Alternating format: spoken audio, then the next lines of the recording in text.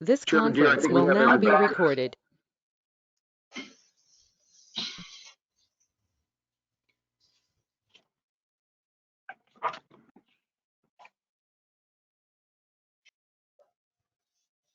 Director Deere or Chairman Deere, when you're ready, we can start the meeting. All right. I want to make sure Director Williams is on board. That's all. He's the other committee member. I'm here. Okay, great. Okay, I'll call this meeting of the Finance and Administrative Committee to order. And due to the prior meeting, this was delayed to 12:02 p.m. But here we are, April 21st. Call the meeting to order, and note we have a quorum. Is there any public comments? Chairman Deere, we have no public comments. And are there any presentations? Chairman, we have no presentations. All right, we're on the action calendar, item 5A. Yes, I will take that item.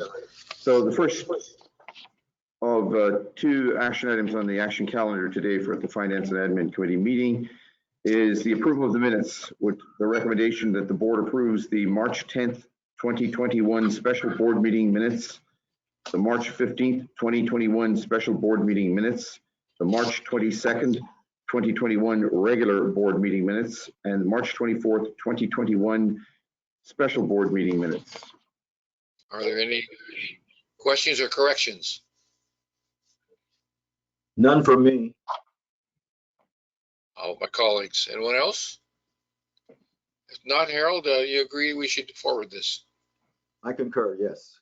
All right, we'll do so. Okay. Mr. Chair, Who's that? Director Williams here. Yes. I'm the member. I think the alternate is here. I'm going to have to step away for about 5 minutes, and I just want to make sure that Director Gray is here. I'm on the line. Okay. He's on board. Thank you. Thank you both. All right. Item 5B. Thank you, Chairman Deere, and of course, good afternoon again to all the board members and members of the public and staff. Yes, item 5B is every year we bring the draft engineer's report to the committee and the board. What's before you today in adopting this resolution is not approving anything, but it's the first step in a three-part process related to the standby charge. This is like the notice of intent to consider continuing the standby charge. And later on, there'll be a public hearing, and ultimately there would be an adoption of a rate if that's what the board decides. So, Steve, I don't know if you wanted to add anything further. I think we already talked about this. We can have Marianne Rexroad, our finance manager, manager of finance, I'm sorry, present this item. Sure, I'll just add that this is just a reminder, this is not the adoption of the standby charge. This is the initiation of the proceedings, which requires a resolution of intent and a notice that the proceedings will be commenced. But on the background, I'll pass it to Marianne. Thank you, Steve, and thank you, Patrick. Good morning. Well, I guess it's good afternoon, board members. I will be presenting on item 5B, the adoption of the standby charge resolution, draft engineer's report, and the negative declaration. The standby charge was initiated back in the early 1990s when your board had the vision to drought-proof the area. The collection of the standby charge has been utilized each year to help pay and offset the cost of our annual debt service that's related to the construction of your world-class water recycling facility. As Steve pointed out, today we have a resolution before you that we are not adopting the rates. However, we do need to ask the board to approve the resolution to initiate the proceedings to establish the standby charge for fiscal years 21-22. The resolution, which is number 04211124, states a resolution of the Board of Directors of West Basin Municipal Water District initiating proceedings for the establishment of the water availability or standby charge for the fiscal year commencing July 1, 2021. Also included in your packet, starting on pages 24 through 59, is the draft engineer's report and the negative declaration. Just want to point out that staff worked very closely with legal counsel who reviewed each of the items that we're discussing this morning. Also, I wanted to point out within the engineer's report and the resolution intent, it's also included on page 22 of this memo, are the proposed rates. Again, we're not adopting today, but we want to highlight the proposed rates that would be in effect if your board considers going forward with this resolution. Those rates I want to point out are not consistent with the prior years. They, however, are based on the terms of the agreement pending approval by the Los Angeles County Superior Court. And last, before I read the recommendation, just wanted to bring your attention, I think Patrick alluded to it, that if your board decides to go forward, we will hold a public hearing in May. We'll have to post that hearing in our local papers twice prior to doing that. And then your board would consider the adoption of the standby charge following the public hearing. With that, I'll read the recommendation and be happy to answer any questions that I can for you. So the recommendation states that the board approve, adopt, and authorize the president to sign resolution 04211124, a resolution of the board of directors of West Basin Municipal Water District initiating proceedings for the establishment of the water availability or standby charge for the fiscal year commencing July 1, 2021. And with that, I'd be happy to answer any questions. If there are no questions, Director Gray, do you agree with me? We should forward this to the board. Yes, excuse me, yes, Director, dear. All right, we'll do so. Thank you very much. We'll go on to item 6, information calendar. 6A. Thank you, Chairman Deere. So, yeah, we have 2 information items today. The first one is as required by our Administrative Code, Section 4-1-104B, on internal reporting. We have a series of reports, I think totaling about 6 here, that our Manager of Finance, Mary Ann Rexroad, will walk us through. Mary Ann? Thank you, Patrick. Yes, starting on pages 62 of your packet, you will see the demand list. This is for the month of March 2021. And then scrolling down through page 67, you'll see at the very end the total demands for the month of March, which includes all of your operating expenses to conduct this business of the district, was about 11.6 million for the month. Just point out this was a little bit less than the prior month, where we had about 16 million of expenditures. If you recall, in the month of February, we had a number of items that we purchased, membranes and microfiltration units and such. So with that, I will pause to see if there's any questions before we move on to your cash and investment report. Any questions? Apparently not. Thank you.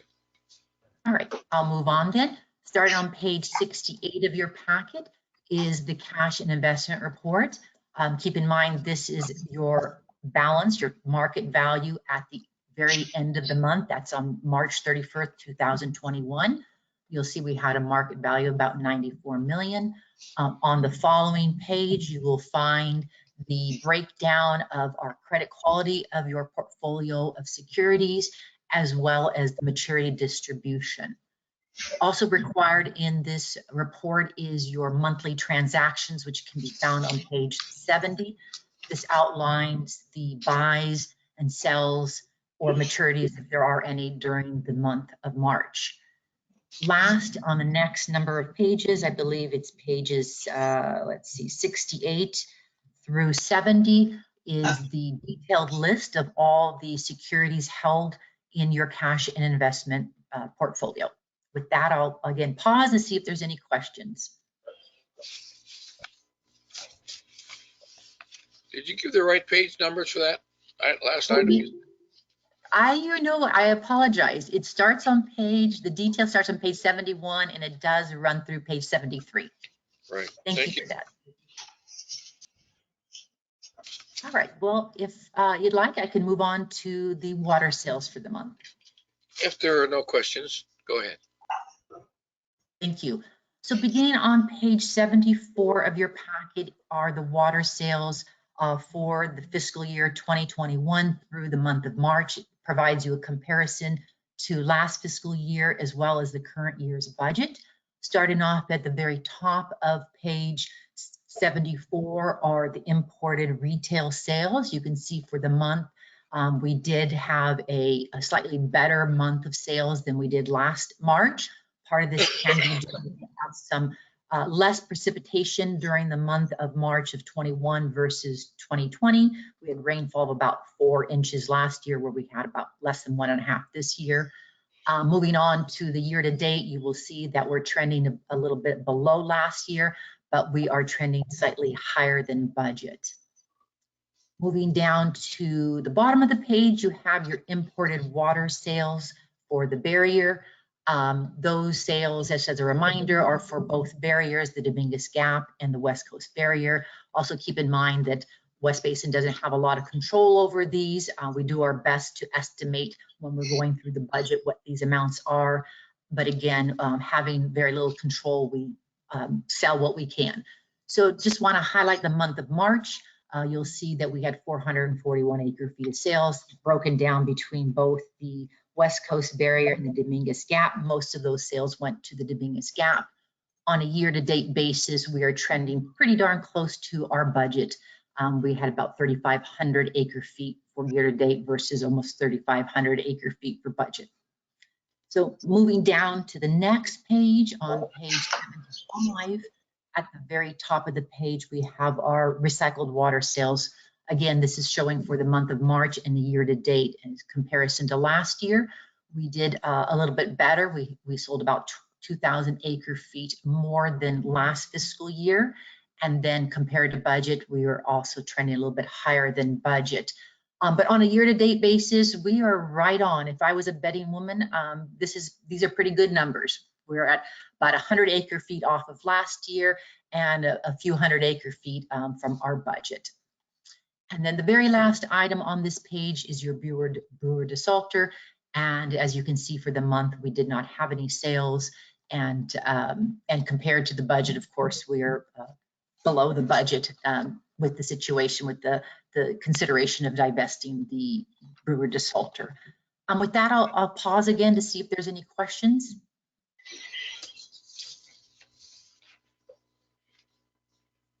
Okay. Hearing none, I'll move down to your next report, which is the Director's Conference and Travel Expense.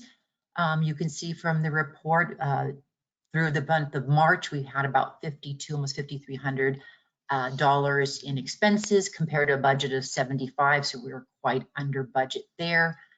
And then the following page, page 77, shows the executive management and staff travel and expense for the year. Again, through March, we are trending well below budget at $14,300, or just about that for the year, compared to budget $150,000. And with that, that's all I have, but I'd be happy to answer any questions on any of the reports. Thank you. Any questions on the report? Apparently not. Thank you very much. Thank you. Item 6B, return to the office considerations. Thank you, Chairman Deere. This item will be presented by our HR manager, Michelle Green. So, of course, the priority in return to the office planning is protecting the health and safety of staff and the board, the public that we serve, and all that we come in contact with, while abiding to the guidelines and regulations in place related to the pandemic. In the past year or so, 13 months since the start of the pandemic, staff and the board, I think, have demonstrated great flexibility and diligence in keeping business operations running smoothly and in fulfilling the agency's mission, just like we are doing today with the today's meetings. And we are looking at a sane, sensible, and safe approach to returning to the office. And in preparing the memo, staff looked at what other agencies are doing, of course, and how they're approaching their return to office planning. And again, I want to take just a minute to thank staff for their hard work and dedication during this pandemic time.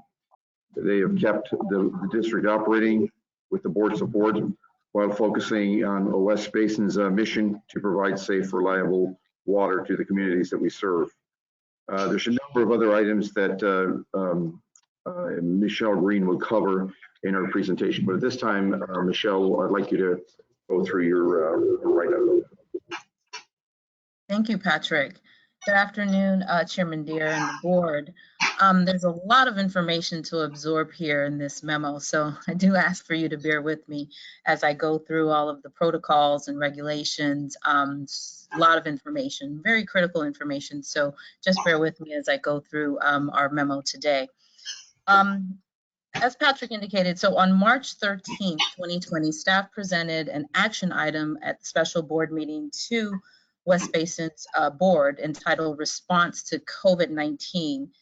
This information item, this informed the board that due to the state of California and the County of Los Angeles declaring a state of emergency in response to COVID-19, West Basin's normal day-to-day operations and activities were and would be impacted.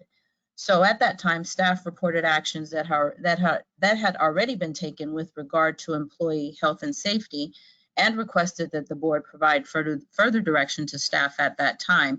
Some of the things that I will point out that staff did prior even to that special board meeting was HR staff in specific had a safety meeting, which we're required to do quarterly safety meetings.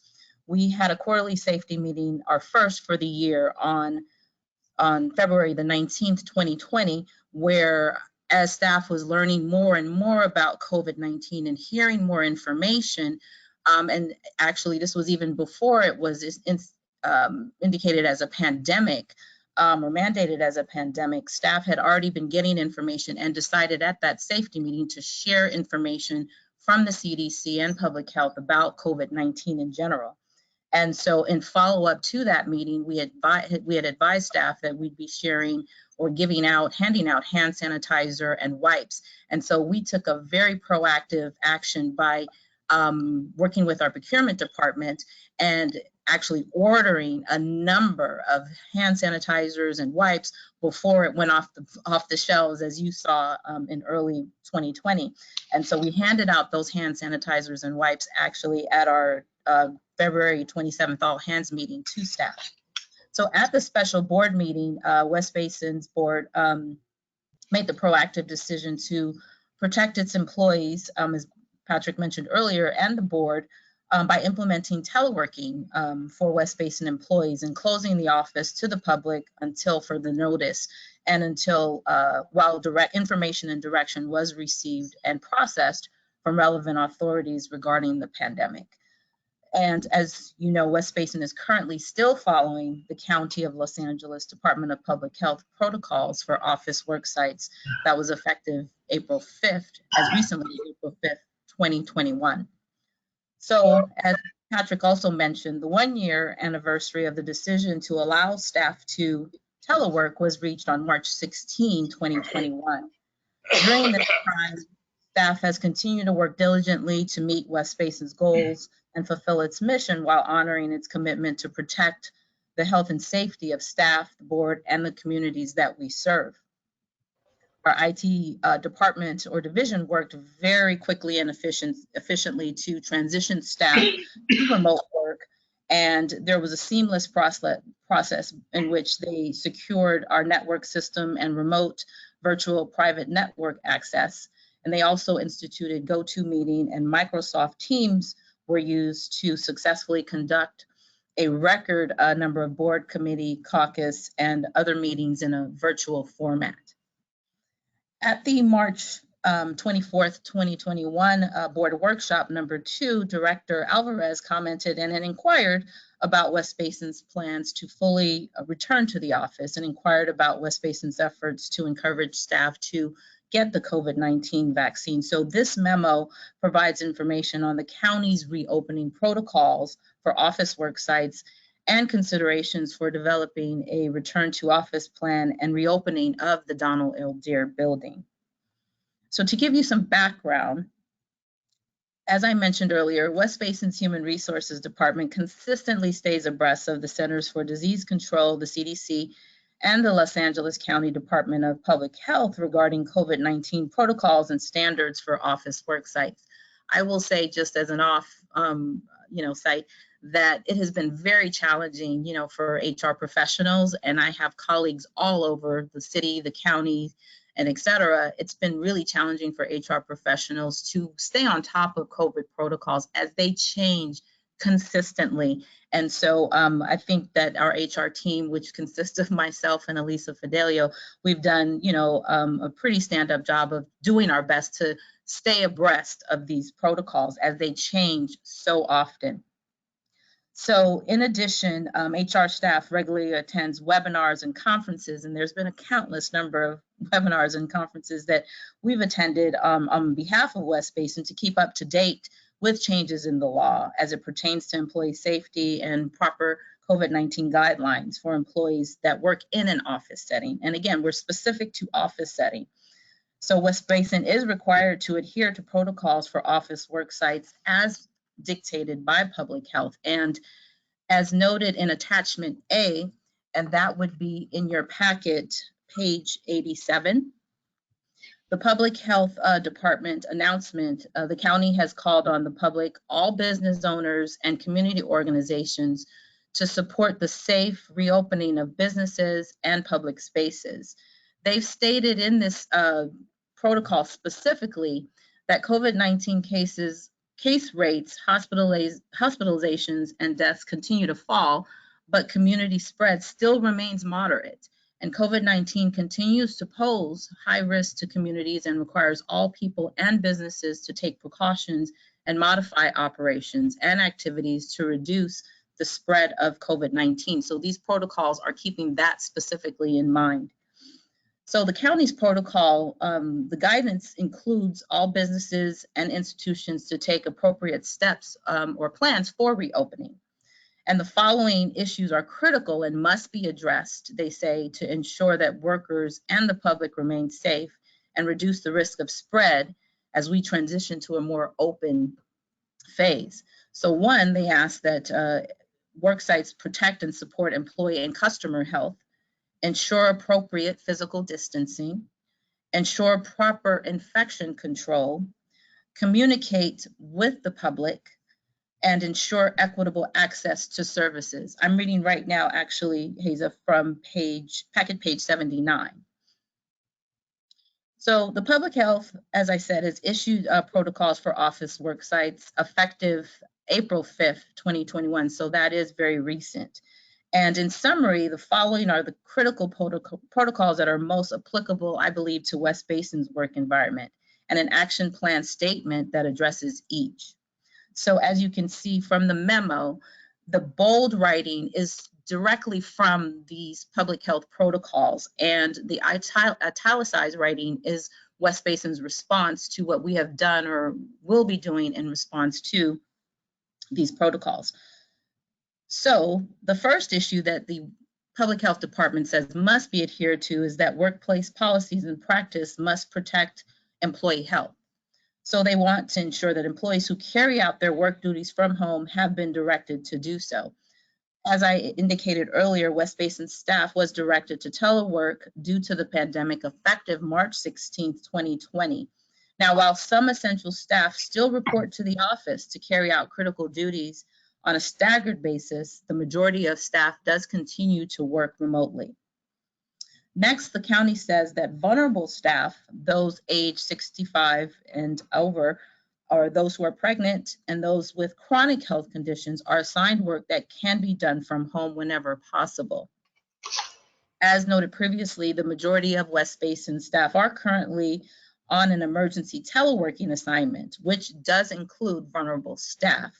Now, to give you some definition on what an emergency teleworking assignment is, the purpose of an emergency teleworking assignment is to ensure that essential West Basin functions continue to be performed at an alternate location during the disruption of normal operations. And keep in mind that a teleworking agreement was not just instituted for the purpose of the pandemic. Most agencies, public agencies, have a emergency teleworking agreement in cases where, for example, maybe an employee who has, a critical condition and may have to be ordered to remote work for some short period of time from their doctor. So an emergency teleworking agreement is for that purpose, any specific emergency, and must be approved by the general manager.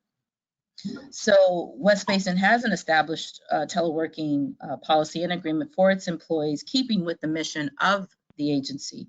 And this is an emergency policy wherein the general manager does have discretion to withdraw the policy and agreement when deemed necessary.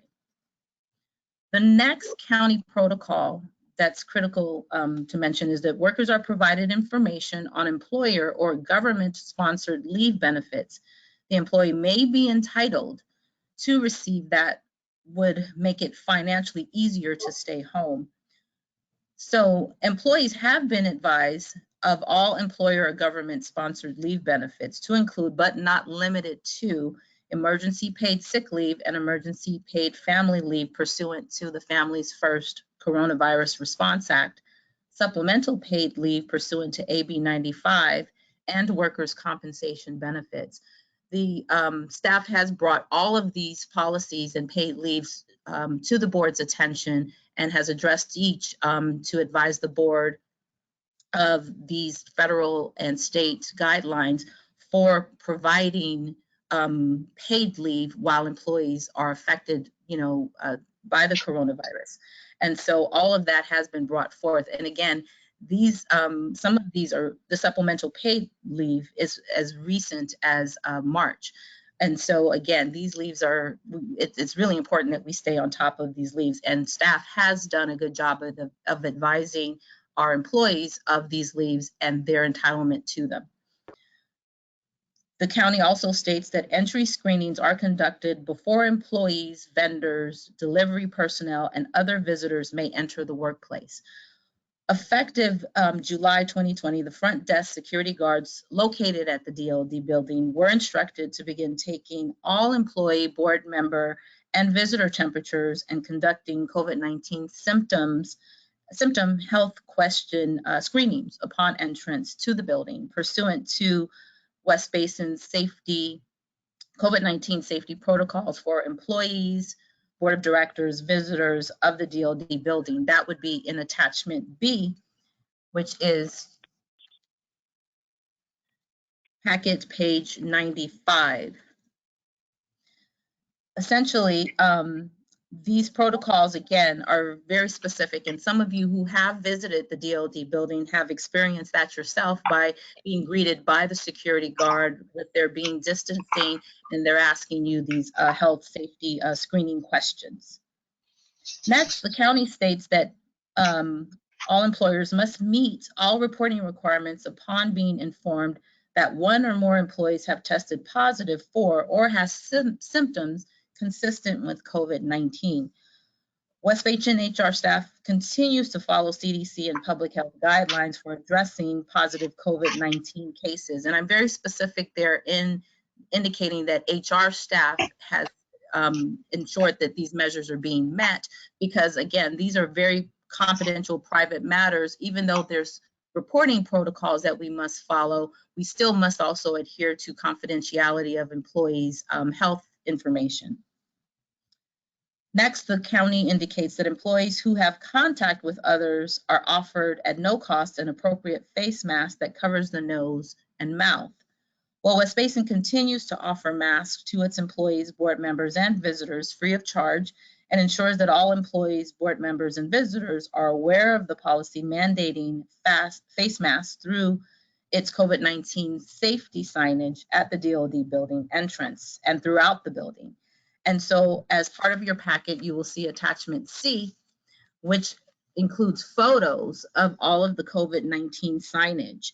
And I believe that is packet page, it starts on packet page, I can't see exactly, but it is in your packet. And again, these are simply photos. If you have not visited the DOD building since March of last year, these are photos that just show all of the signage that we worked with through a vendor to get the signage very professional looking. We have our district logo on them. The vendor was very, it took some time to work with the vendor to ensure that we had all of the information that was needed for CDC guidelines and public health guidelines on the photos or on the signage. And so that includes a number of or a host of things. As you can see from this photo here, it has a plexiglass separation from the security guard, from the public.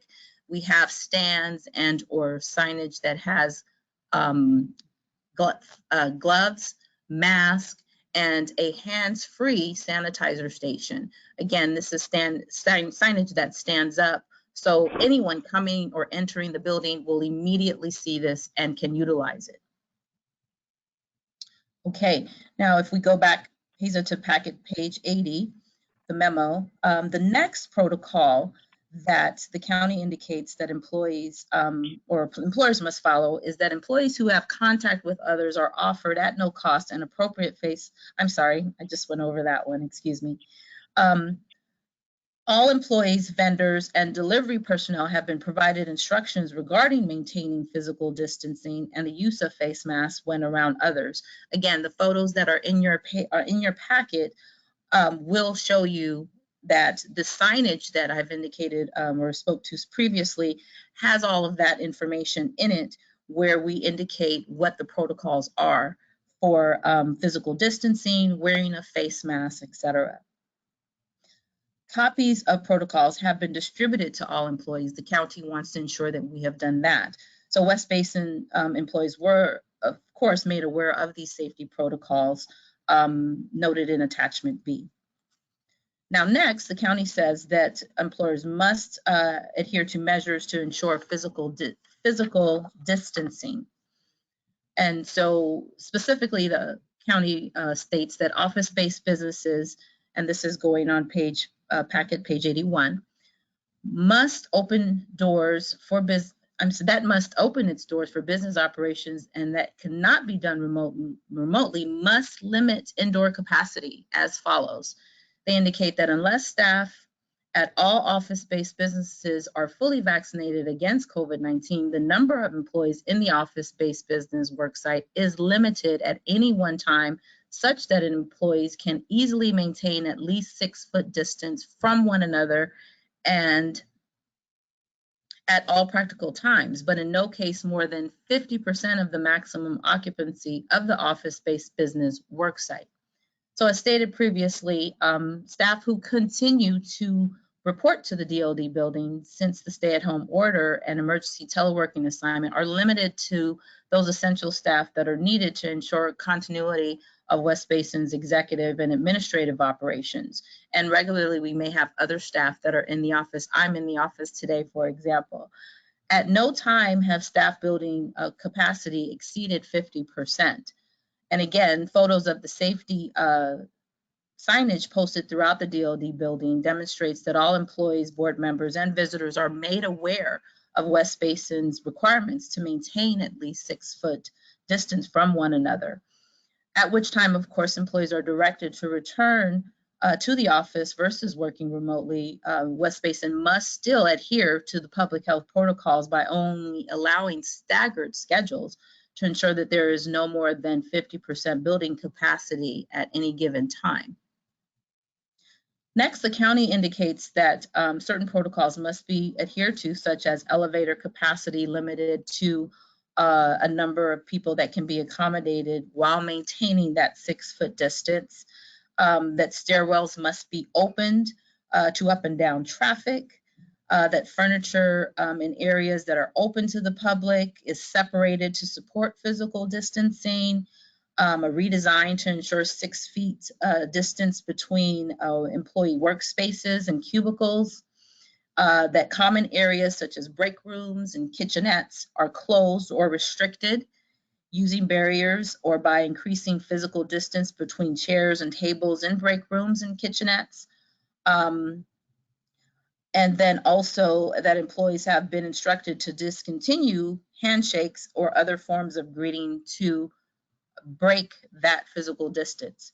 So again, West Basin safety protocols and signage have all addressed these physical distancing measures instituted or required by the Public Health Department.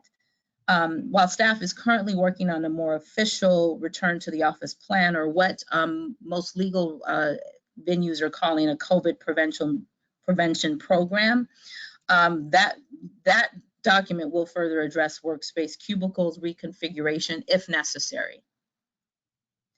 Now, the county also calls on that in-person meetings are strongly discouraged in favor of virtual meetings.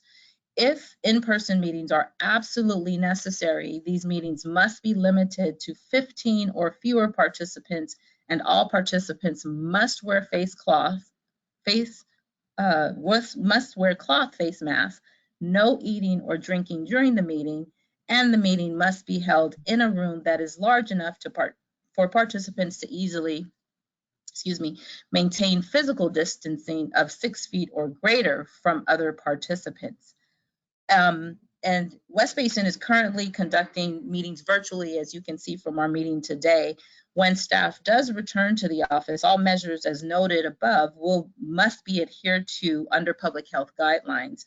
Further, in some of the research that HR staff has done, CDC guidelines as recently as March 25th, 2021, states that even after employees have received a COVID-19 vaccine, they must still take measures to protect themselves and others. And these measures do include wearing well-fitting masks, making sure employees are staying at least 6 feet apart, and avoiding crowds and poorly ventilated spaces, and washing hands often. As I've indicated, and as you have seen from the COVID-19 safety signage that we have throughout the building, all of those protocols are noted there, and staff, visitors, anyone coming to the DLD building and our other remote sites are reminded of that. Next, the county says that employers must ensure measures for infection control. So one of those measures, as indicated by the county, is that the HVAC system is in good working order. To maximize, to the extent possible, ventilation has been increased. Effective ventilation is one of the most important ways they indicate to control small aerosol transmission. Now, one of the things that in addition to ensuring that required maintenance of our HVAC system has been maintained, West Basin is currently reviewing active pure sanitizing technology units. Our facilities maintenance coordinator has worked with a vendor who has this information. And so these units are newer technology that incorporates ionization for molecule charging that actively seeks and destroys harmful substances, including COVID-19 and odors in the air and on surfaces. So we're currently looking at this technology, and hopefully may acquire these units in order to ensure infection control as indicated by the county. The county also dictates that visitors arriving at the establishment are reminded to wear a face mask at all times, except while eating or drinking, only if applicable, while in the establishment or on the grounds of the establishment. As I stated many times throughout this presentation, signage upon entry to the DLD building provides that reminder to all visitors at our location. The county also states that shared materials or objects such as staplers, 3-hole punches, pens, coffee mugs, etc., have been eliminated to the greatest extent possible, and that enhanced cleaning of entire office space is completed on a regular basis, again, to the extent possible, that doors and trash cans, etc., are contactless. Common areas are frequently touched objects such as tables, doors, light switches, countertops, handles, etc., are disinfected hourly using EPA-approved disinfectants and following the manufacturer's instruction for use. So again, in March of 2020, West Basin staff, understanding what was going on in this new environment, and safety precautions that needed to be taken, West Basin staff provided direction to the current office cleaning vendor to perform more frequent and detailed disinfection cleaning of all commonly used areas and frequently touched equipment and surfaces. Plastic barriers, as you can see from the photos, have already been installed at the front desk security guards workstation on the first floor and at the second floor reception desk. If you haven't seen it yet, it's really neat technology. You can still see the staff person very clearly, and it's a very good protective barrier. It looks clean and very professional. Further action may be required to fully meet some of these infection control measures, but we can immediately address these issues in coordination with West Basin's facility maintenance coordinator and our applicable vendors and contractors. Next, the county states that to the extent possible, visitors to the worksite should be by appointment only, and they must pre-register in a visitor log that includes a visitor name, phone number, and the email address. And visitors are instructed to come to their appointments alone to the extent possible. West Basin staff, the aforementioned measures have regarding visitors to the DLD building can be easily accommodated once staff does return to the office on a regular basis. Currently, if we do have visitors, we're still following these protocols as well. West Basin has always kept a visitor log, for example, to include the visitor's name, phone number, and email address, and continues to do so during this remote work environment when we have had occasion where a visitor may come to or visit the DLD building. Next, the county indicates that hand sanitizer, soap and water, tissues, and trash cans are available to the public at or near the entrance of the facility, at reception, and anywhere else inside the workplace or immediately outside where people have direct interactions. So as I've stated, along with other signage, West Basin installed freestanding and wall mount safety wellness stations that include a holder for mask, a glove, dispenser box, and a touch-free hand sanitizer dispenser. That was shown to you earlier in the photos of the safety signage. So these wellness stations are installed at the entry to the building and at all restrooms in the lobby areas of each floor. And again, these are in attachment C.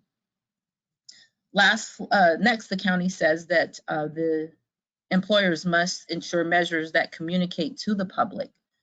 So the county states that a copy of this protocol, or if applicable, the facility's printed Los Angeles County COVID-19 Safety Compliance Certificate is posted at all public entrances to the facility.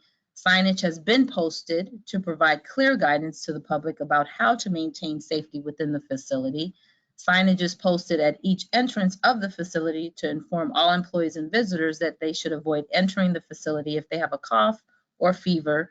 And online outlets of the workplace, such as the website, social media, etc., provide clear information about hours of operation, required use of face masks, policies in regard to making appointments, and other relevant issues. So as indicated previously, West Basin has already installed appropriate safety signage at the building entrance and throughout the building to ensure that the public is very much aware of all COVID-19 related safety measures. And staff is reviewing the website to ensure that all required information is posted on online outlets. Next, the county indicates that employers must follow measures that ensure equitable access to critical services. So the county states that services that are critical to the customers or clients have been prioritized, and that transactions or services that can be offered remotely have been moved online, and that measures are instituted to assure access to goods, services, for customers who have mobility limitations and are at high risk in public spaces. So since the effective date of remote work, West Basin has continued to prioritize meeting its mission of providing safe and reliable water to the customers it serves. And in fact, we have a message from our former or past president of our board on our website that speaks specifically to this. Staff reduction has not been negatively impacted in any way, and in fact, staff has continued to provide excellent customer service and interdepartmental communications continue to thrive. So one of the things, as I mentioned earlier, HR staff have been remain diligent in attending webinars and conferences in any outlet that we can to provide critical guidance on all COVID-19 matters. And in fact, staff had been informed about a webinar that the Beach Cities Health Department had put on entitled Reopening and Returning to the Workplace. So some of the highlights from that webinar includes that in December 2020, the Equal Employment Opportunity Commission, or otherwise known as EEOC, stated that employers can mandate the COVID-19 vaccine. However, employees have the right to object receiving the vaccine based on a disability and sincerely held religious belief. That webinar also talked about if you, as an employer, mandate vaccines, there are certain things that you really ought to consider.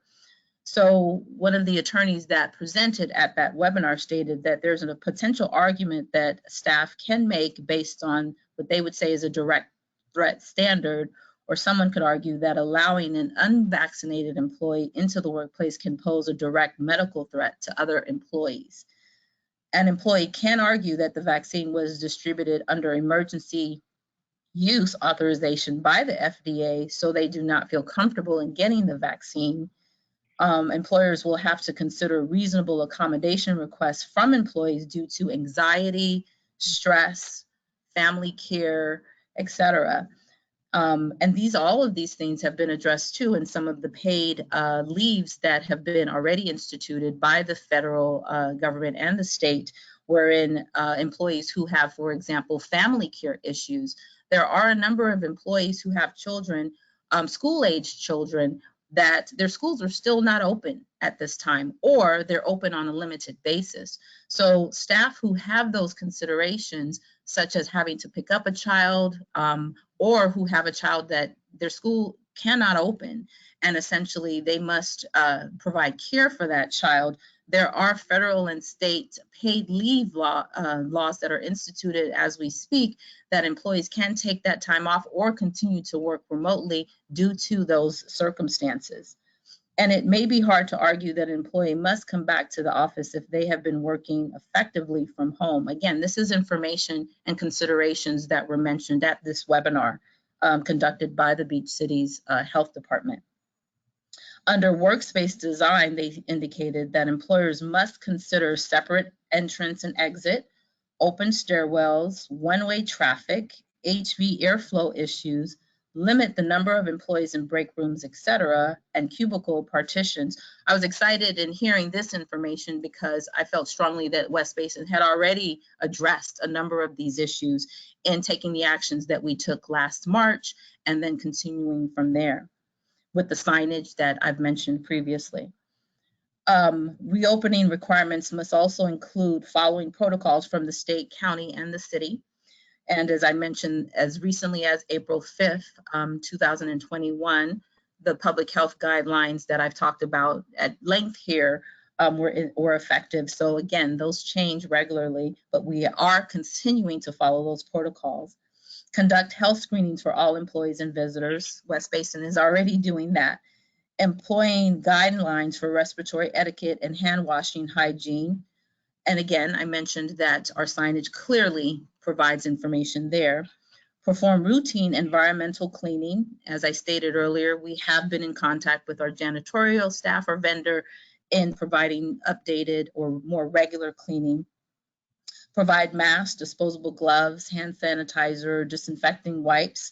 Again, we were on top of the game in that one by providing all of that information or all of that to staff early on before it was even instituted a pandemic. And then the employer must implement a written COVID-19 prevention program, or CPP. That's something that we are currently working on. And the training also stated that under industry-specific guidance for office-based businesses, that indoor capacity is limited to 50% of maximum. At the time of that training, that was protocols that were effective March 20, 2021. As I indicated, those public health protocols have been updated effective April 5th of 2021, but again, it still indicates 50% of maximum. And some of the expert panelists who spoke about the mental health side of reopening stated that when reopening, employers and managers must manage employee expectations, understand stress employees are under, be more flexible, and improve communication. And I am happy to say that, again, HR staff have worked diligently with through our third-party administrator for our benefits, Aqua JPIA, to get any and gather any information that we can that speaks to mental health and the stress tied to the COVID-19 pandemic just in general, and in working from home, all of that. And we continually provide staff with resources to ensure that their mental health are being, that it's being sustained, and giving them guidance or resources in any way we can to help address issues if they have any as it pertains to that. Other HR webinars that have been conducted by a host of legal firms and consultants have noted that at this time, to our knowledge, there are no public agencies that have mandated employees be vaccinated. And some of the issues that employers must consider that can be challenges when employers mandate vaccines are: one, how to accommodate for those employees who refuse to be vaccinated based on sincerely held religious beliefs, disability, or fear or anxiety of returning. As I mentioned previously, the EEOC has already indicated that you must take into consideration if an employee has a religious belief or a disability that would affect them being able to get the vaccine. Two, they said that whether or not to implement disciplinary action against an employee who refuses to get vaccinated if their reasoning is not based on a legitimate disability or sincerely held religious belief. Could our agency be subject, or could an agency be subject to potential wrongful termination litigation if you force an employee to get vaccinated, and if they choose not to and you discipline them, such as termination, there could be litigation that involve potential litigation for your agency. Three, while an employer may permissibly ask an employee if they have been vaccinated in compliance with EEOC guidance, if it does so, the agency must treat such information as confidential medical information under the Confidentiality of Medical Information Act. Now, I recently attended a webinar by the Shaw Law Group last week where they said an employer must have a valid business reason to ask an employee if they have been vaccinated. And so that means that you have to, so for example, if you're mandating vaccines, then in that case, you do have a right to ask individuals. But even if we do ask, and in most cases, it should be HR only, because again, there's the confidentiality issue that's involved there. We cannot share that information with others. We fortunately enough have had some employees who have shared on their own willingly that they have or have not been vaccinated. But again, if an employer asks for that information, there must be a business-related reason for asking that information. On March 19th, 2021, West Basin's General Manager, Patrick Shields, issued a letter dated March 18, 2021, and that's attachment D in your packet. I believe that is on packet page 115. And this letter was to all employees regarding the COVID-19 vaccine. Now, the intent of the letter was that it could be used by employees as a means to receive the vaccine. Now, distribution of that letter was not in any way intended to suggest that West Basin is mandating that employees be vaccinated, or to suggest that individuals jump the line ahead of others. Because as you know, at the time when this letter was issued, there were still protocols in ensuring who gets vaccinated and when. It has now been opened up to everyone, but at the time of the writing of this letter, that was not the case. So there were some individuals who were concerned about whether or not we're jumping the line ahead of people who legitimately were eligible to get vaccines. So it wasn't intended for that purpose either.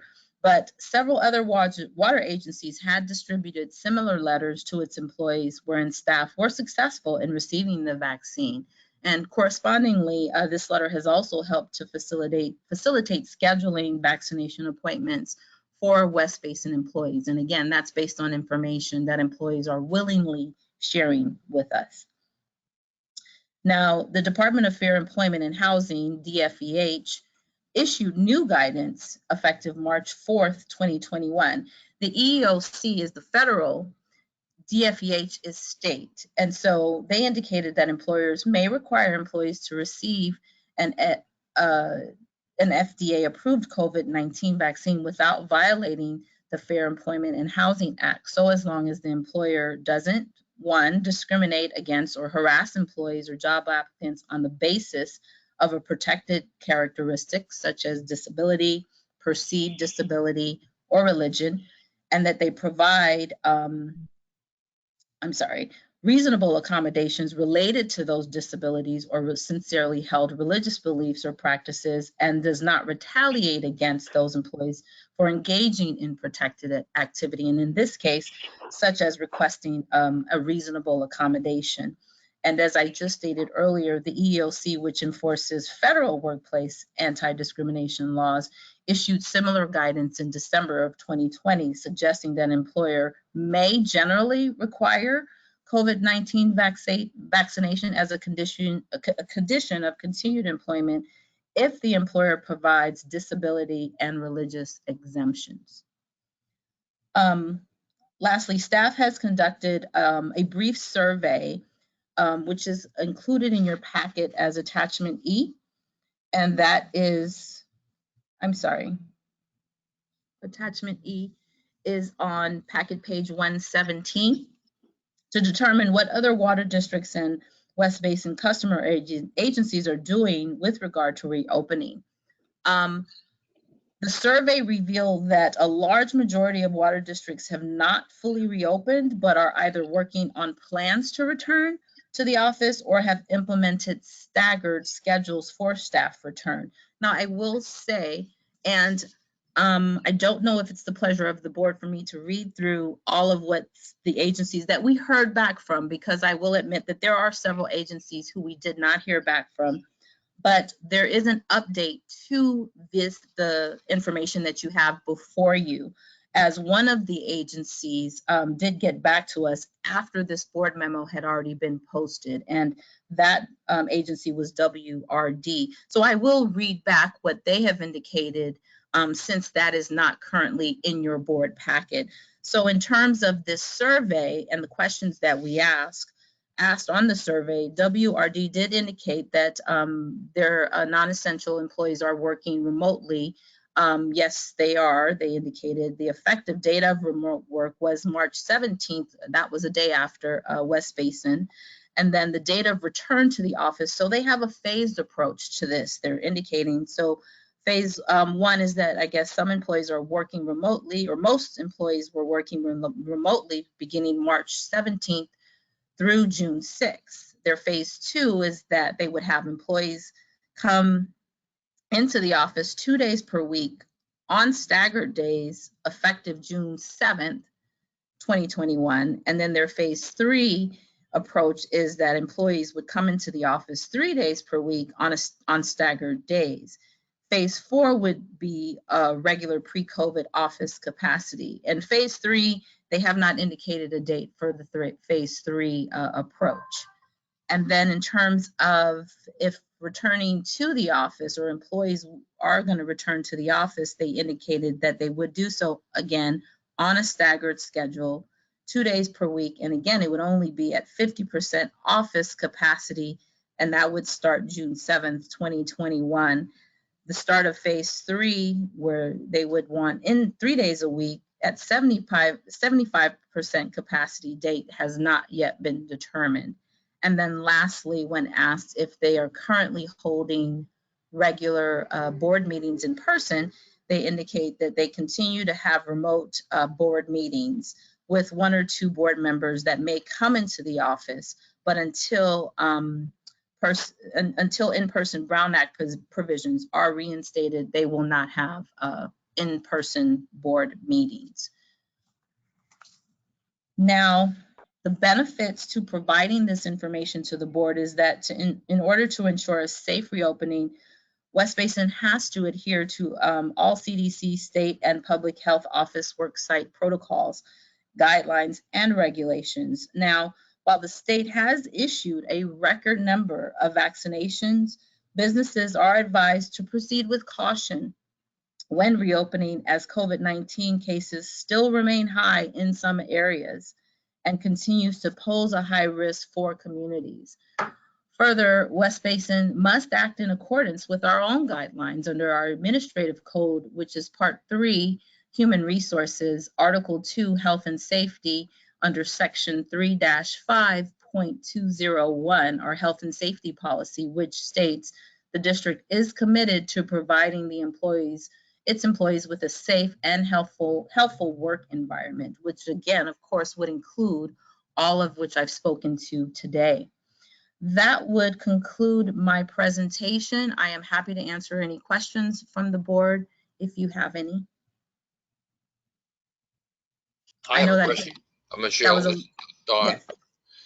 You were talking about stairwells, having one-way stairwells. Do we have one-way stairwells in effect now? We do have stairwells. And in fact, I don't think I mentioned this, but what the state has indicated, or the public health department indicated, is that those stairwells must be open. And we are already doing that. So all the doors on each of the stairwells are open. It was not previously that way. And so we can't easily, if, for example, we can't easily have one-way signs that says only this way or only that way, but essentially all our stairwells are open right now as we speak. I see. Thank you. You're welcome.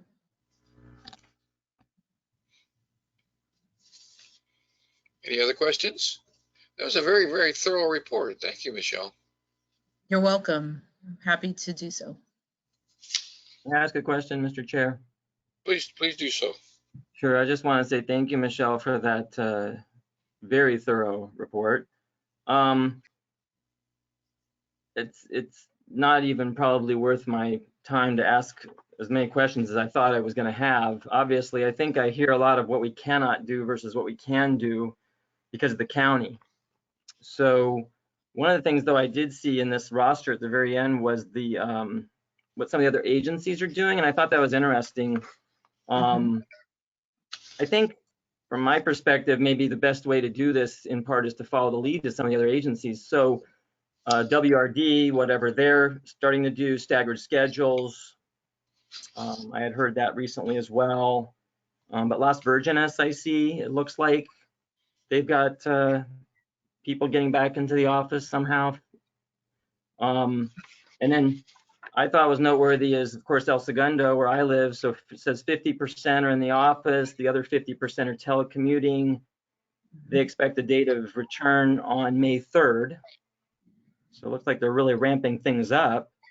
And I see what it says, all employees return to the office due to a majority of employees having been vaccinated. And then lastly, also one of my cities, Malibu, some staff are in the office full time, many are working remotely. It says they expect staff to be in the office more frequently once fully vaccinated and still working on a return plan. So I guess in the big picture of all of this, is what is the recommendation of our staff as to how soon we'll have a plan we can talk about? Because what I do see is agencies are moving quickly while the county is holding us up. I'm not sure if Patrick would prefer to answer that question. I think. Well, yeah, go ahead, Michelle, you speak first, please. Sure. In terms of this memo, Director Houston, and those are great questions and things to point out. This was intended to provide the board with things to consider in reopening and to give some idea of what some of our other agencies and the customer agencies are doing. And so, as I indicated previously, HR has continuously been working on this COVID prevention program or plan. And it institutes all of those things that would be required, such as staggered schedules and things of that nature. There's no definitive date on that, again, because that would be by the direction of our general manager and our board, but these are things to consider. And you're right, the public health department is very restrictive on what they indicate. And so, you know, with this, we have been told that OSHA has been a lot more active in doing surprise visits to agencies to ensure that signage is placed, to ensure that protocols and measures are being. So I think we, in essence, have to abide by that, because you don't want a surprise visit from Cal OSHA. And again, any agency, you know, would be subject or could be subject to that. So it does tie our hands a bit. But again, there are things that we can do pursuant to, as you indicated, what some other agencies are doing, maybe on a gradual basis. Yeah, because most of the ones I mentioned happen to be in Los Angeles County. So I guess twofold. One is, you know, could the board potentially write a letter to the county just expressing we would like them to, you know, look at this more quickly? I'm sure other agencies might be doing so, but I mean, is that one of our options that we could entertain, is that we write a letter to the county and, you know, try and push this instead of just waiting for them? Is that an option? One of the things I will say, Director Houston, I think if we were, for example, like a city, City of Pasadena, for example, has its own public health department. Right. There are very few agencies within LA County that have its own public health department. The county is, I worked for LA County at one time, and so they can be, there's a lot of protocols and measures and, you know, things that you have to go through. I don't know that a letter from one standing agency would change things. I can't speak to that specifically. I don't know.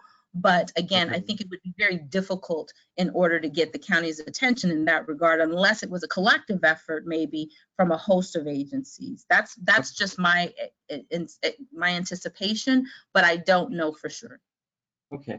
Well, on that note, I think maybe we could reach out to the South Bay COG and find out, since that's a collective of cities, what they're doing. Maybe they're looking at something. I mean, look, the South Bay cities were actually, remember, they were looking at trying to do their own thing, if you will, in the midst of COVID, versus parts of other parts of LA County, and they, you know, they had a coalition. So anyway, I think it would be at least worth reaching out to the COG or find out if others, you know, are doing anything. And maybe the board doesn't have the appetite to do it, but personally, I would want to send a letter to the Board of Supervisors and just say, you know, we'd like to move this forward faster. I just feel like the county is really delaying things as more people are getting vaccinated.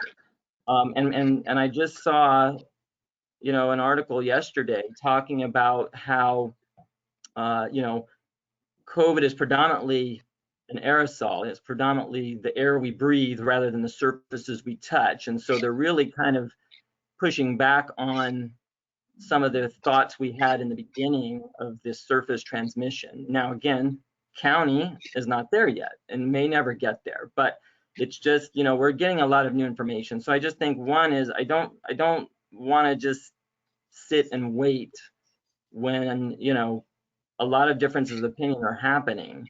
So that's my one thought. The other thought that would be, when will we have at least a plan to look at, you know, this is information. So I see these other agencies are really starting to have staggered schedules and things. So that would be my only other question, when we will have something we can talk about and the board can make a policy decision. Mr.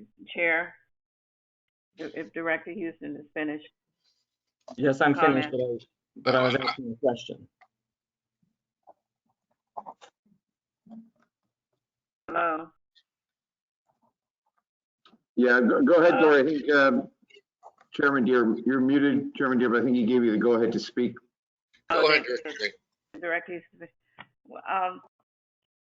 You know, for me, I think we need to look at what's the priority here. And for me, the priority is the safety of our employees and our board. And I think we have different perspectives probably as a board, how we look at the pandemic, the virus, COVID-19. To me, it's a very serious issue, and I also work for county, and I was in healthcare, and so for me, following protocol of the health department is very critical, because I think if we don't, we're subject to other things that could happen if we put our staff in danger. And I know their guidelines are changing frequently, healthcare guidelines based on how the public is responding to the request to vaccinate, and everybody don't believe in it. And so I'm not sure we can require people to do that, and I don't think we can even require people to prove that they have. But for me, it's a very serious issue, and I do not plan on exposing myself to any danger, and I don't want to expose others to any danger from me. And so for me, the priority again is the safety and health of our employees and our board. And so, first of all, thank you, Michelle, for all the information you presented today. You presented it very well. It was a lot of information to digest, and even to keep up on in terms of how things are changing so frequently and consistently. And so I do agree that I think the general manager, who is in charge of the employees, and of course the board is the overall governing body, but I think he should be the one that can digest all the information and come back to the board. If the board wants to, we should consider when we can come back in person, if it's a phased approach. But I think it should be based on some guiding principles of the safety of our employees, the healthcare guidelines, and whatever is there that will protect us, protect us health-wise, but legally also.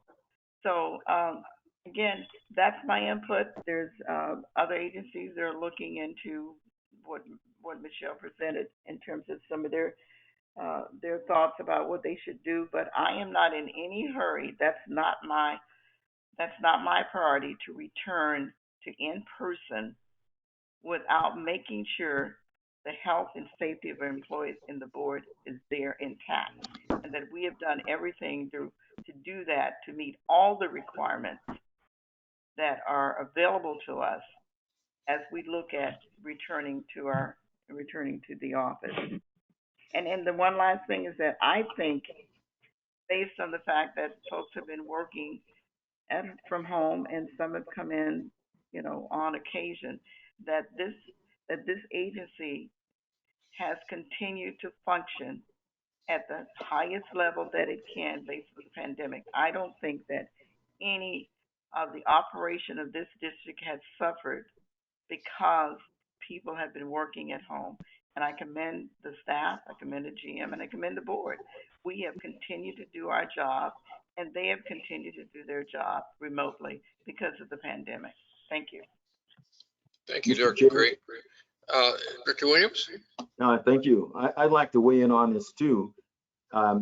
First of all, we are a wholesale operation. We don't have a public counter.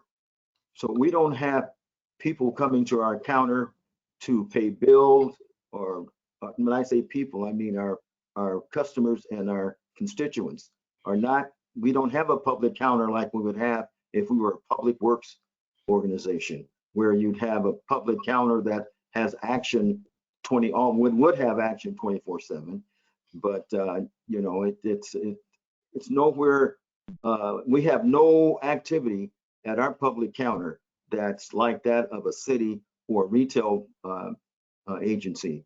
When we did have retail here at the counter, when I think we rented space to one of the retail water agencies back in the day. When I would come in here, the only people would be at that counter would be people either coming to pay their water bill or complaining about their water bill. But there was no one coming in wanting to have action. When I say no one, no residents coming in wanting to talk to West Basin about the wholesale water bill. They were only there to talk about retail. So we don't have an active public counter. So, and we provide no water, we, meaning West Basin, to the tap. The tap concerns go to the customers that we have. They probably need to be back in the office to respond to those kinds of things, but we don't. We're a wholesale operator. So I don't see the rush to get back into the office. I mean, the amount of information that I get from staff has not decreased from back in the day when we were in here. So I don't see the rush to get back in either. And I think we should err on the side of caution, because unless you are getting bombarded with service requests from members of your service division, then I don't see what the big deal is. Why there's a rush? Because we are producing and we're meeting our goals, we're meeting our obligations. So without sick people. So I think we need to wait until it's good, until we're good to go from the county. I would always rather err on the side of caution. That's all I have for now. Thank you. Any other comments? Okay. Chairman Deere, Yes, go ahead. I have a comment. You know, this pandemic has been stressful and it's been around now for over a year, and it's taken quite a toll on the entire country and an entire world. And there are countries right now that are seeing significant increases in the number of individuals getting the COVID virus, and increasing numbers of deaths, not in the United States, but in other parts of the world. One of the biggest things that happened is that because of the scientific advances that have been made, is that this country was able to develop a vaccine in an incredibly short period of time that no vaccine had ever been developed in previously. And the distribution of that vaccine is going to lead us to the ability to not eliminate, but significantly reduce the spread of the COVID virus, and people becoming ill, having to be hospitalized, and some even dying as a result of COVID. The CDC, the President of the United States, the Governor of the State of California, the Director of the County Public Health Department, and all medical agencies that I'm aware of really encourage everyone to get vaccinated. The vaccine will protect all of us. The reality is that once you're vaccinated, the risk of you getting COVID-19 is minuscule, and the risk of you transferring COVID-19 is minuscule.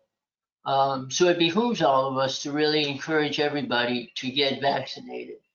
There is the encouragement to continue to wear masks once you're vaccinated, but the real reason for wearing a mask and doing that is to more of a symbol of solidarity, to reduce risk than anything else. Once you're vaccinated, you're pretty much very safe, and you're safe to others. And that's why we see that society is opening up. So I think that we ought to be encouraging everyone to get vaccinated. That is going to be the best way to protect the health and safety of not only West Basin employees, but all of our neighbors and everyone at large. The sooner we get there, the better we will be. The state of California is not doing too poorly. 1 in 4 Californians today, that's 25%, has been vaccinated, and 40% of the population has already got 1 of 2 shots.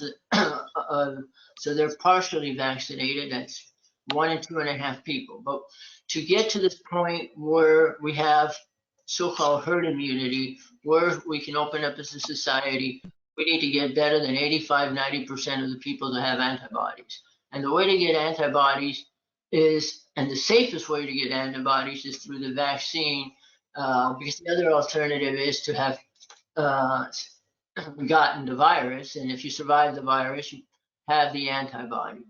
So it is really important to get vaccinated. And the state of California does allow employers to mandate that their employees get vaccinated. I think that the general manager ought to look at that.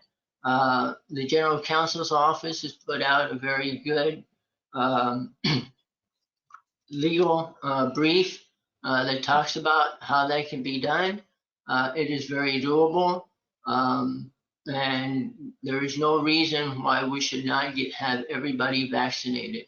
There are very few real legal reasons why someone should not be vaccinated, and those need to be respected.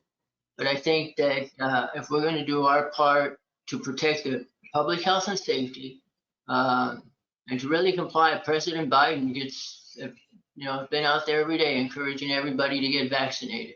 That is the best way we're going to eliminate this pandemic and protect all of ourselves.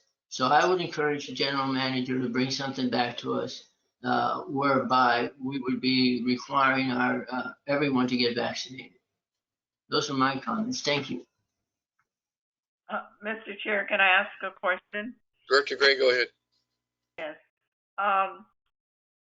The question of if vaccination can be mandated, I would like that question answered. And what's the legal ramification about that? So at some point, perhaps the general manager can bring information back about that. The other thing I heard, Director Alvarez, well, first of all, I agree that I think we all agree the general manager needs to bring back some kind of plan at some point. But I heard Director Alvarez mention a mask, and I do encourage everyone to get vaccinated. That's the other point. I agree with him. That's very important. But even those who have been vaccinated, the protocol is still that you wear a mask, period, because there is still that risk. It may be very small, but there is a risk.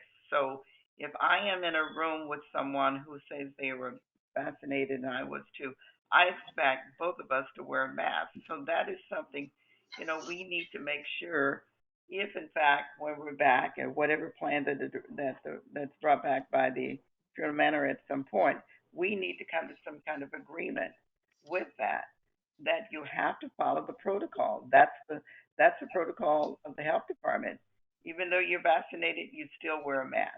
So I want to bring that was one of the points he made, that I do feel very strongly about that, because that's one of the guidelines that you follow even if you're vaccinated, because there is that risk, and that risk could be a deadly issue. And so I think we should follow all of those protocols that are required. But again, I think at some point the general manager can bring back a plan whenever it seems necessary. Thank you. And Mr. Chair. Director Williams. So I would just like to reiterate that I'm not opposed to having folks vaccinated. That is not my issue. I have been, because I'm in the so-called at risk group. We got ours early on. The old people did. Huh? The old people. Yes, right. They're very old. And but I go back again to our organization is not a retail organization, and we're not a city that deals with a whole bunch of other services that we have people in and out of our business place. It just doesn't happen. And so we're not at that critical point where we need to have people in the business in the office every day so that we can contract our business. But what we do and the people we serve, looks like the model that we have right now, it's working. I don't see where the issues are. So I would not want to rush back to work, and I'd say back to work, to get our employees back into the office if they don't have to be there. So, but if they're needed to be there, that's fine. But I just don't see us having the same kind of business activity that a city has or a retail water agency has. Thank you. Mr. Chair, this is Director Houston. Go ahead, Director. And I'm just going to put out my points. I'm not here to argue. I'm just. Yes, please don't be too repetitive, because you made points already. Okay, thank you. Thank you, Mr. Chair. But I would like to make a comment or two. Go ahead. Or five. You know, my thought on all this really, though, it's about getting back to some sense of normalcy. So the society's reopening, and it's doing it both in the United States and abroad. And so all of us, I think, need to do our part to get back to a sense of normalcy as the vaccine rolls out and as the safety protocols are adjusted. And so everything I say is nothing to say we go against the county or what the law would allow us to do, by no means. But I think that we should be ready, because these keep adjusting. Even when this memo was written until today, there's been adjustments, right? There's a lot of things reopening. Museums are starting to reopen, other places are starting to reopen, restaurants. So back to this, I just am saying we should have a plan in place to get back to normalcy, to have folks in the office accordingly. And the other thing too is, mind you, WRD is just like us. They don't probably have a lot of people going down from the public into the office. Same with Metropolitan, which I understand is working on a plan to start getting folks in the office. And even these cities that are starting to put people in, you know, they only have certain folks that come in and out in certain departments, right? Maybe they got to go to the public works counter. So at the end of the day, I believe this is about normalcy. And I will say two more thoughts. I think one is, in my opinion, as soon as the county continues to open it up, we should be right there with them at the table. So when they open the Kenneton building up or whatever they're doing, West Basin should be right behind them. That's my opinion. And the other thing is, we are going to have a board retreat, I understand, next month in person in May. So I assume somehow we're going to work this out, that the five of us and certain members of staff are going to be present in the same room with us. So, you know, I just want to get back to normalcy. That's what the cities around us are doing, the other agencies. I don't feel West Basin should, you know, delay that in any way, shape, or form. So the last thing, I agree. The general manager needs to bring back a plan. And what we probably should have, quite frankly, is a line item, whether it's on this committee or it's on our board meeting, just with the most latest information, just a mini update. So, but thank you, Michelle. This was extremely thorough. And by the way, if someone could send me what WRD is doing, now they have that data, please send that to me. I'd love to see what they're doing. But I think we need to look at our other sister agencies and let's be right there with them. And I do encourage staff to please reach out to the COG and find out, you know, if maybe there is a coalition of cities that's looking at this, because we need, you know, we need to push the county, we need to push the state to get back to normal. So thank you. Any other comments? I think the majority has pretty well stated that the current status is satisfactory in terms of the emergency, and I would preach caution also in terms of changing things, but we eventually are going to get back to normal. It's going to be interesting to see whether many businesses and agencies will be affected by the idea of working at home on a permanent basis, as opposed to just for the temporary situation. So that's a whole nother story. Any other comments or questions? Again, thank you, Michelle, very much for your report. Okay, there's no closed session, is that correct? That's correct. Thank you for all the input from the board members and staff. And I got the impression that some folks might think we haven't been proactive. We were very proactive. We've worked very, very, very successfully and safely in conducting our business for the past 13 months. and we're actually looked at as a model of how to work during the pandemic. And as Michelle has pointed out, we're tracking everything that's happening that we possibly can. Nobody has mandated vaccines to this point that I know of, and I talked to a lot of people in the water business. Our staff are getting vaccinated. I don't inquire about it, but they're in the process of doing it, including myself. So that's really happening as we speak.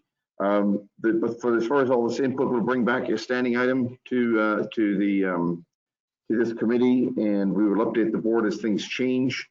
I do see spikes in the virus incidences in the state here of Michigan, New Jersey. So it's not over. We're not out of the pandemic right now. I think I appreciate the board telling us that we need to have the priority, and it's the priority for me is the safety of the staff and the board and the health. Nothing else really matters. Nobody wants to die.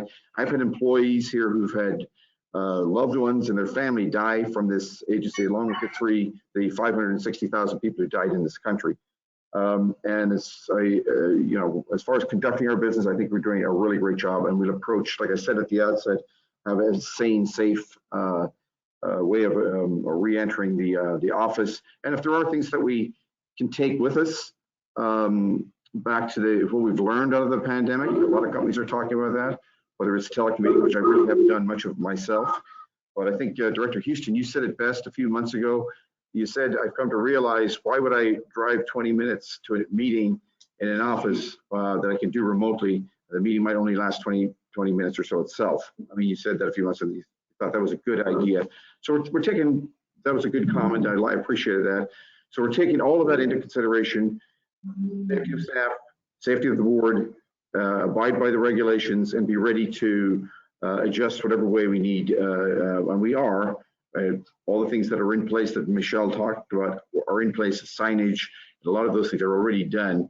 So we're just waiting, for the next stage. But we will keep the board and this committee informed. And thank you so much for the input. And thanks again, Michelle, because I know you put a lot of work in this, not just for today, but in this past year and a half. You and I are in consultation, it seems like 7 days a week on articles and this or that, or an issue with the staff on contact tracing. It has been very, very stressful for this agency, and I applaud staff for how they've come through. Thank you.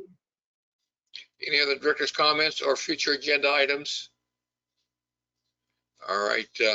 If there's no further business, this meeting is adjourned. Thank you very much. Thank you.